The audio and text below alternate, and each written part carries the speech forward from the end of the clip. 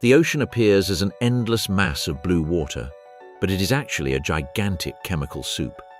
Each wave contains a history of volcanoes, dissolved rocks, rivers, underwater vents, and billions of years of interaction between solid Earth and liquid water. On early Earth, the planet was a hot body, battered by meteorites, covered in volcanoes, and enveloped in an atmosphere very different from today's. The surface was still releasing heat from the process of planetary formation. The interior was expelling gases, water vapor, carbon dioxide, sulfur dioxide, hydrogen chloride, and other compounds escaped from fissures and volcanoes. When the planet's temperature dropped sufficiently, the water vapor began to condense. It rained for enormous periods. That rain didn't fall on a green world, but on young, hot, and chemically active rocks. Water, though it may seem like a simple substance, is one of nature's most powerful solvents. It dissolves gases, carries ions, breaks weak bonds, and transports materials from one place to another. The first terrestrial rainfall didn't just fill depressions and basins. It also began to create the first chemical ocean. Pure water barely exists in nature for very long. As soon as it touches the air, it absorbs carbon dioxide and forms a slightly acidic solution. As soon as it touches rock, it begins to react with minerals. As soon as it seeps into cracks, it becomes charged with elements. The image of a completely fresh, primitive ocean is misleading. From the very beginning, water was in contact with materials capable of delivering dissolved salts. Common salt, chemically known as sodium chloride, is only part of the story. The ocean's salty taste is primarily due to sodium and chloride ions, but seawater contains many other components. There is magnesium, calcium, potassium, sulfate, bicarbonate, bromide, strontium, and trace metals. Some appear in small quantities, but they play a huge role in the planet's chemistry and in marine life. The ocean became salty through accumulation, but that accumulation wasn't simply filling a container. It was a constant negotiation between inputs and outputs. Rivers supplied ions. Rain dissolved minerals. Volcanoes released gases. The seabed exchanged substances with the water.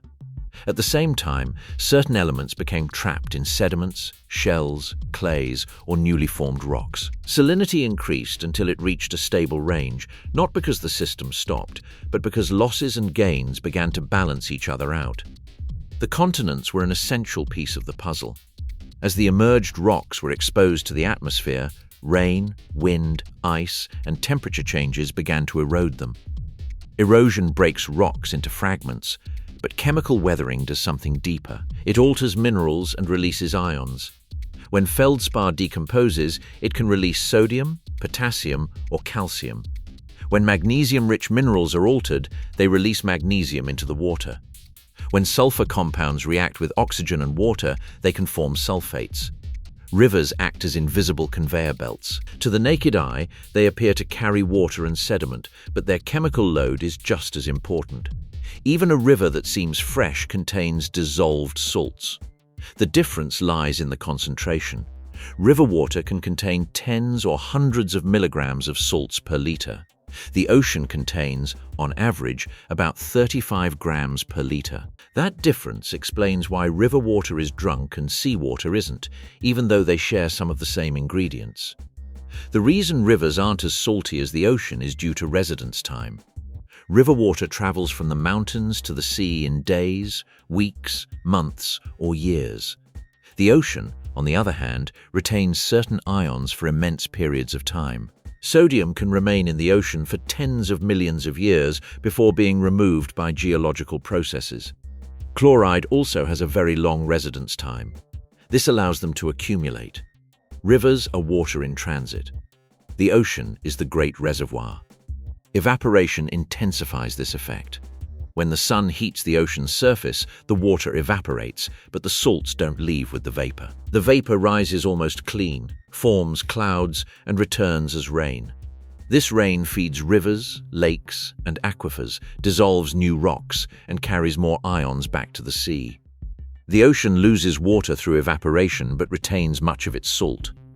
Then it receives new water laden with dissolved materials. This cycle, repeated for millions of years, helps explain why the sea has such a distinct taste. However, evaporation alone cannot explain all of the salinity. If the ocean only received salts and never lost them, it would be much saltier than it is today. The key lies in the geochemical balance. In certain enclosed bodies of water, such as hypersaline lagoons or basins with little connection to the open ocean, evaporation can concentrate salts to extreme levels. There, minerals like halite, gypsum, and carbonates precipitate. In the global ocean, on the other hand, water circulates, mixes, and participates in processes that constantly remove salts. The ocean floor also contributed to salinity. Mid-ocean ridges, where new crust is formed, are zones of intense hydrothermal activity. Seawater seeps through cracks, descends, heats up as it approaches magma, reacts with the rocks, and emerges again laden with minerals. These hydrothermal vents, known for their black and white chimneys, modify the water's composition. Some elements are incorporated into the ocean. Others are removed from the water and fixed in minerals on the seabed. The central question is not just why the ocean contains salts, but why sodium and chloride predominate. Many rocks contain calcium, magnesium, potassium, iron, aluminum, and silicon. Rivers carry a mixture of substances. Volcanoes release acidic gases. The seabed exchanges elements. Yet, when a drop of seawater evaporates, the most recognizable residue is common salt. That composition reveals a chemical filter that has been at work for billions of years. Sodium comes primarily from the weathering of minerals present in continental rocks. Many silicates contain sodium in their crystalline structure. When slightly acidic water alters them, sodium ions are released and pass into solution. Rivers carry them to the sea. Once there, sodium does not readily react to form insoluble minerals under normal ocean conditions. Nor is it used massively by marine life in the same proportion as calcium or carbon. For that reason, it remains dissolved for a long time. Chloride has a different story. Some of it comes from volcanic gases released from the Earth's interior, especially chlorine compounds, which, when dissolved in water, form chloride ions. Another part circulates through hydrothermal processes and geological recycling. Chloride is chemically conservative in the ocean. This means that it does not participate extensively in reactions that remove it from the water under normal conditions. Like sodium, it remains in solution for very long periods. The combination of these two ions produces sodium chloride, but in seawater they are not organized as solid crystals. They are separate, hydrated, and surrounded by water molecules. The salty taste arises because these ions interact with receptors on the tongue, but in the ocean they are part of a much more complex electrical and chemical system. Salinity influences water density, currents, freezing point, buoyancy, and the life of marine organisms. Calcium, on the other hand, has a very different fate. It also arrives from the continents. It also dissolves in rivers. But in the ocean, it is captured much more easily. Many organisms build shells, skeletons, and microscopic plates of calcium carbonate. Corals, mollusks, foraminifera, coccolithophores, and other creatures extract calcium and carbonate from the water to build hard structures. When they die, these structures can sink and form sediments. Over time, these sediments transform into limestone. This constant withdrawal prevents calcium from accumulating like sodium. Magnesium also participates in reactions with clays, basalts, and sediments. Iron, although it can reach the ocean via dust, rivers, or hydrothermal vents, oxidizes and precipitates relatively easily. Aluminum hardly remains dissolved because it forms minerals and particles. Each element has its own behavior. Ocean salinity is, ultimately, a chemical selection based on solubility, reactivity, and residence time. Potassium offers another interesting example. It is present in seawater, but in smaller quantities than sodium.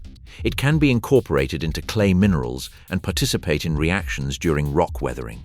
It is also a nutrient used by organisms. Its concentration reflects a different balance. The chemistry of the sea depends not only on how much enters, but also on how long it stays. Sulfate is another important component. It comes from the oxidation of sulfur-containing minerals, volcanic emissions, and biogeochemical processes. In the modern ocean, it exists in significant quantities, but it also participates in cycles controlled by bacteria, sediments, and oxygen conditions. In oxygen-free environments, certain bacteria reduce sulfate and generate sulfide. This sulfide can react with metals and form minerals such as pyrite. Thus, some of the sulfur is buried. Life profoundly transformed ocean chemistry. In the early oceans, before the atmosphere was rich in oxygen, dissolved iron was much more abundant. When photosynthetic organisms began releasing oxygen, that oxygen reacted with dissolved iron and formed oxides that precipitated. The large banded iron formations, now mined for iron ore, are a trace of that transition. The ocean changed color, composition, and chemical behavior. This change shows that salinity is not an isolated property. It depends on the atmosphere, life, rocks, and the Earth's interior. The modern ocean is salty, oxygenated in much of its upper volume, and chemically stratified at depth. Its salts are the result of a long history, but also of ongoing regulation. A common question naturally arises. If rivers carry salts to the ocean every day, why doesn't the sea become saltier each year? The answer lies in the outflows. In regions where evaporation is intense and exchange with the open ocean is limited, some salts precipitate and form evaporite deposits. In the geological past, entire seas became isolated and partially evaporated, leaving behind enormous layers of salt. These layers were buried under sediments and can be found at great depths today. In addition, seawater seeps into the oceanic crust. There, it reacts with hot basalts. During this process, some ions are absorbed, others released, and still others transformed. Magnesium, for example, can be removed from water during hydrothermal alteration. Calcium levels can increase or decrease depending on the conditions. This exchange is not simple, but it demonstrates that the seabed functions like a planetary chemical plant. There are also marine aerosols. Waves break, foam up, and launch tiny droplets into the air. When these droplets evaporate, they leave behind salt particles that can travel through the atmosphere and fall on continents. Some of the salt returns to land. Then it can dissolve again and return to the ocean via rivers.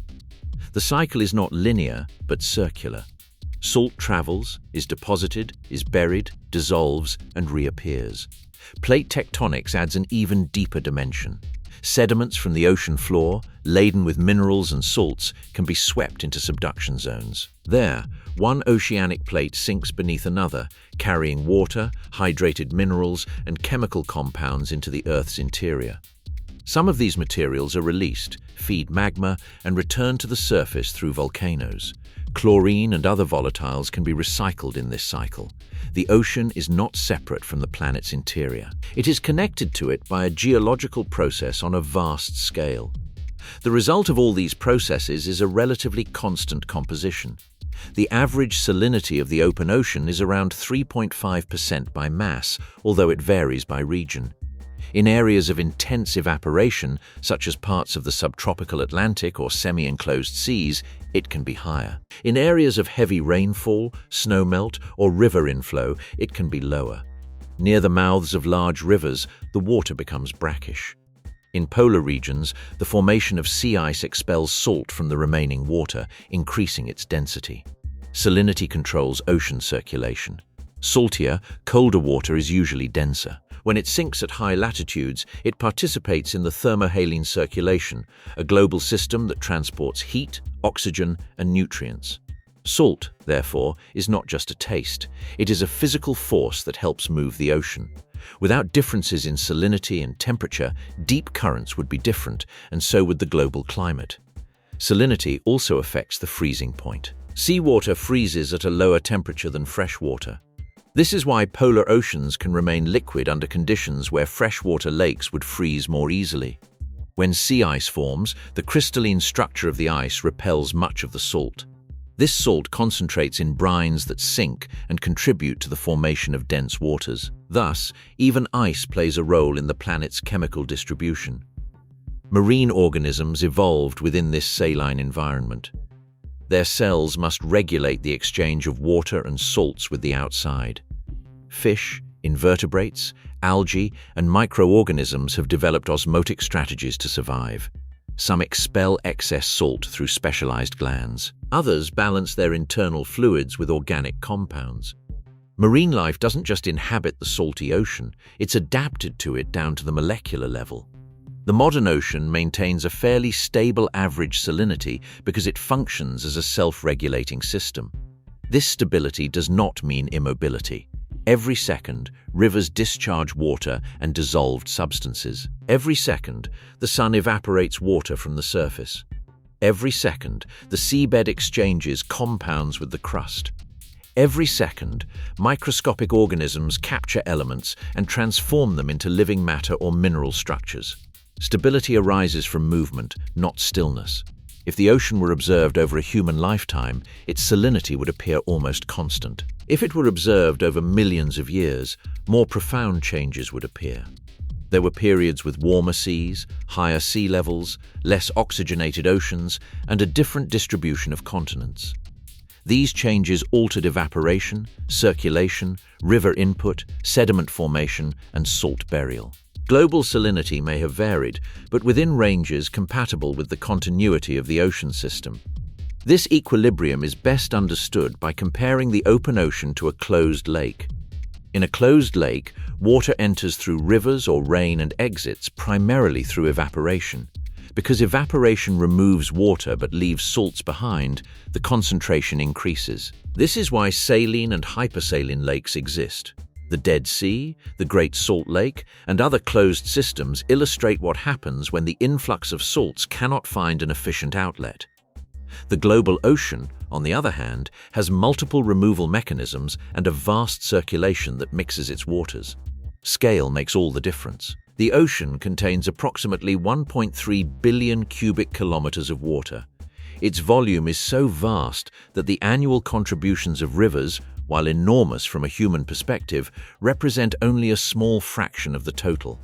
Furthermore, salts are not distributed instantaneously, but currents mix basins over long periods. This mixing smooths out extreme differences and allows the overall composition to remain recognizable across all oceans.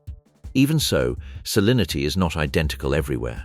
The Atlantic tends to be saltier than the Pacific in many regions due to patterns of evaporation, precipitation, and circulation. The Mediterranean Sea is saltier than the open ocean because evaporation is intense and its connection to the Atlantic is concentrated at the Strait of Gibraltar.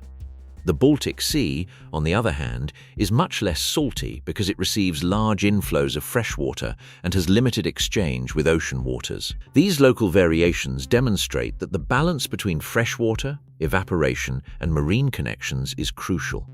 In tropical regions, evaporation can concentrate salts. In rainy equatorial zones, precipitation can dilute the surface. At high latitudes, melting ice adds fresh water and reduces surface salinity. When sea ice forms, the salt it releases increases the salinity of the surrounding water. The ocean is a dynamic mosaic. Salinity changes with season, depth, temperature, currents, and weather. Fresh water from rivers forms plumes over the sea near their mouths. These plumes can extend for hundreds of kilometers in the case of large rivers. The Amazon, for example, discharges so much fresh water that it alters the surface salinity of a vast region of the Atlantic. However, this water eventually mixes with the ocean. Salts remain present in the overall mass. The surface may be diluted locally, but the entire system maintains its saline identity. There are also processes that remove salt directly through mineral precipitation. When seawater is trapped in shallow basins and evaporates, minerals precipitate in a sequence. First, carbonates may form, then gypsum. Next, halite, rock salt. In extreme cases, potassium and magnesium salts precipitate. These evaporite layers are archives of ancient, confined seas. Some lie beneath deserts, others beneath seabeds, and still others under modern cities. They are ancient oceans turned to stone. The existence of gigantic salt deposits demonstrates that the ocean lost salts in the past. During the Messinian salinity crisis, millions of years ago, the Mediterranean became partially isolated from the Atlantic and enormous evaporite deposits formed. This episode demonstrated the power of evaporation when a marine basin loses its connection to the open ocean. Although the Mediterranean eventually refilled, the buried salts remain as evidence that salinity can change drastically in regional contexts. Biology also acts as an extraction system. Organisms that build shells and skeletons remove calcium and carbonate. Diatoms use silica to construct frustules. Some bacteria modify compounds of sulfur, nitrogen, iron, and manganese. Plankton captures nutrients and redistributes them when it dies or is consumed. Some of this matter sinks as marine snow. On the ocean floor, it can decompose, dissolve, or become buried. Every particle that reaches the sediment participates in the ocean's chemistry. The pressure and temperature of the ocean floor allow reactions that do not occur at the surface. Water that penetrates the oceanic crust is heated and chemically transformed. When it emerges through hydrothermal vents, it can reach very high temperatures without boiling due to the pressure at the bottom. There, metallic sulfides precipitate and mineral chimneys form. These dark and extreme environments also harbor ecosystems based on chemosynthesis. In these environments, salinity interacts with the planet's internal heat and with life forms that don't depend on sunlight. Hydrothermal vents remind us that the ocean isn't just a pool on the Earth's crust, but an active part of the Earth system. Water enters rocks, changes, flows out, deposits minerals, and sustains communities. This circulation alters the balance of magnesium, calcium, potassium, and other elements. Although chloride and sodium are more conservative, they also participate indirectly in the overall equilibrium. Marine chemistry is maintained because the entire planet acts as a regulator. Residence time helps explain why some elements accumulate and others do not. An ion with a short residence time enters the ocean and is quickly removed, so its concentration remains low. An ion with a long residence time can accumulate for millions of years. Sodium and chloride have long residence times. That is why they dominate salinity. Nutrients such as nitrate, phosphate, and iron can be consumed quickly by organisms, so their concentrations depend on intense biological cycles. Salinity also preserves clues about past climate. Marine sediments, ice cores, and certain fossils allow us to reconstruct changes in evaporation, precipitation, circulation, and ice volume. When large ice sheets grew over the continents during ice ages, sea levels fell and the distribution of salts changed. When the ice melted, enormous amounts of fresh water entered the ocean. These pulses could alter currents and ecosystems. Ocean salt indirectly records the planet's climatic breathing. Modern climate change introduces new questions. Warming increases evaporation in some regions, intensifies rainfall in others, and accelerates ice melt. This can alter surface salinity patterns. In certain areas, the ocean becomes saltier due to intense evaporation. In others, it becomes cooler due to rain or ice melt. These changes matter because salinity affects density and, therefore, circulation. Although the overall salinity of the global ocean does not change abruptly, regional redistribution can have climatic and ecological consequences. Salinity influences the ocean's ability to absorb heat and carbon. Currents transport surface waters to depths and return deep waters to the surface. If density changes, these movements can be altered. The ocean is the largest active heat reservoir in the climate system and absorbs a significant portion of the carbon dioxide emitted into the atmosphere. Salt doesn't control this entire process, but it is part of the physical architecture that makes it possible. Ocean salt also has a direct link to human civilization. Since ancient times, societies have extracted salt through solar evaporation, mining, or boiling brines. Salt preserved food, enabled trade routes, gave strategic value to territories, and generated taxes. Many cities grew up around saltworks, mines, or salt routes. The same compound that dominates the taste of the sea became an essential substance for human history. But seawater is not drinkable precisely because of this concentration. When a person drinks seawater, the kidneys need to eliminate the excess salt. To expel it, they require more water than the body receives, which accelerates dehydration. The salinity that sustains marine ecosystems is dangerous for terrestrial organisms not adapted to drinking it. That's why modern desalination seeks to separate water and salts through distillation, reverse osmosis, or other methods. This technology attempts to do in hours the opposite of what nature has done for billions of years: remove salts from an ocean solution. The existence of salt water also guides the search for life beyond Earth. On icy moons like Europa and Enceladus, the presence of subsurface oceans is suspected. Measurements of geysers, magnetic fields, and icy surfaces suggest liquid water with dissolved salts.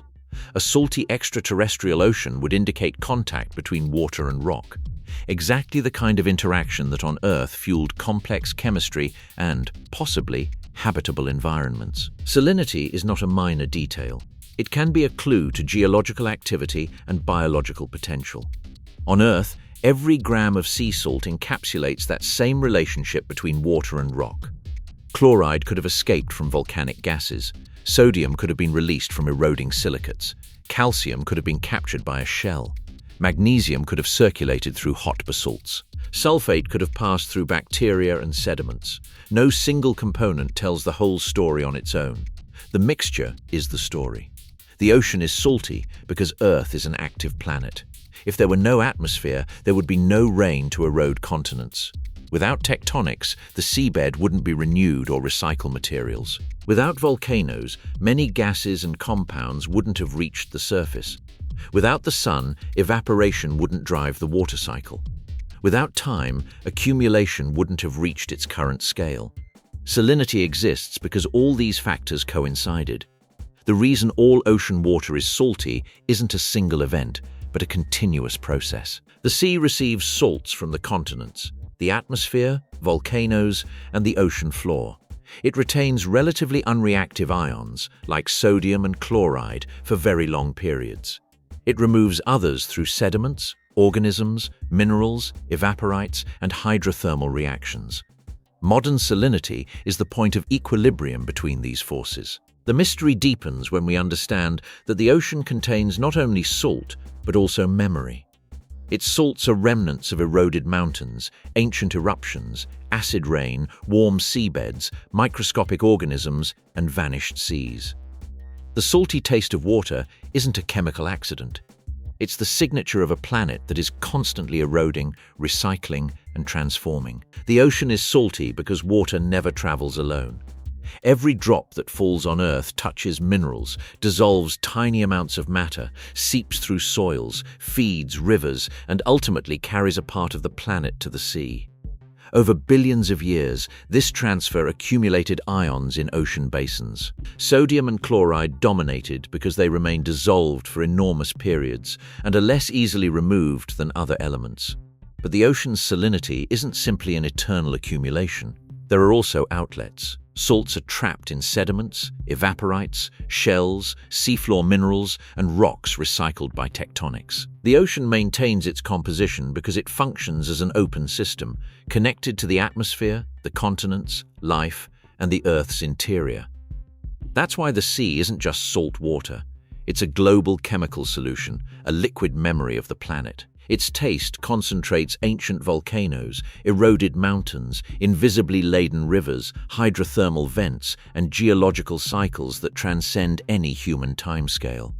The ocean's salt demonstrates that the Earth doesn't keep its materials in separate compartments. Everything circulates. Rock reaches the water. Water returns to the atmosphere. Salt remains, is buried, reappears, or is transformed. In this slow and gigantic circulation lies the true reason why all ocean water is salty.